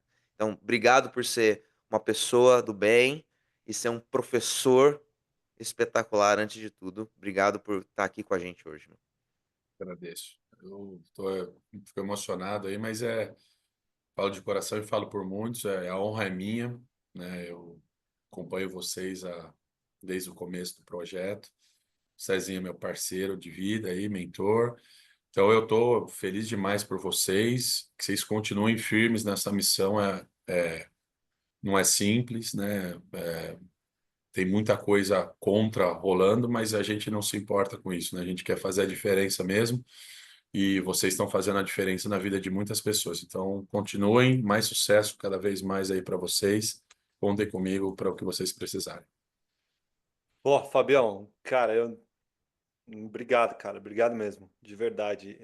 Eu recebo esse depoimento seu com emoção, claro, como vocês viram aqui para quem está vendo no YouTube. Vindo um elogio vindo de uma pessoa que eu admiro e uma pessoa que faz a diferença na vida das pessoas, de milhares de pessoas também, assim como como você testemunhou que a gente faz, você também faz, né? Me emociona demais, me deixa muito lisonjeado e aumenta a minha motivação e responsabilidade em continuar esse projeto aqui cada vez mais forte, mais firme e forte. E cara, parabéns por tudo que você está construindo, você, o Andrezão, a Carlinha, o Vitão, os outros profissionais que trabalham diretamente e indiretamente. Estamos indo para a sua cidade, hein, cara? Janeiro abrimos a primeira É, no vôlei em São Paulo, né, meu São velho? Paulo vai receber no Clube Vôlei, É, olha aí, ó, ó, ó que É maravilha. isso. ó, Estamos coisa abrindo as linda. portas lá. Coisa Nossa oitava linda. unidade, cara, graças a Deus. Oitava unidade, meu Deus. Oitava. E, cara, é, a minha admiração por você é gigantesca desde o primeiro momento que a gente jogava contra lá, você me dava bolada pra caramba, depois a gente conversando sobre voleibol, depois no processo da Núcleo Vôlei, como a gente falou aqui, a gente se mentora pra caramba. Então é uma grande honra mesmo participar diretamente da sua vida em todos os âmbitos.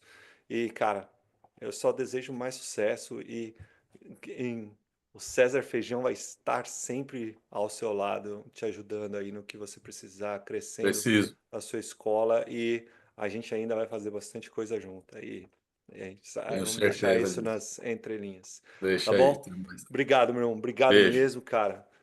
Valeu. Pô, galera, vocês que acompanharam até aqui esse episódio épico para começar 2025 da melhor maneira possível. Muito obrigado.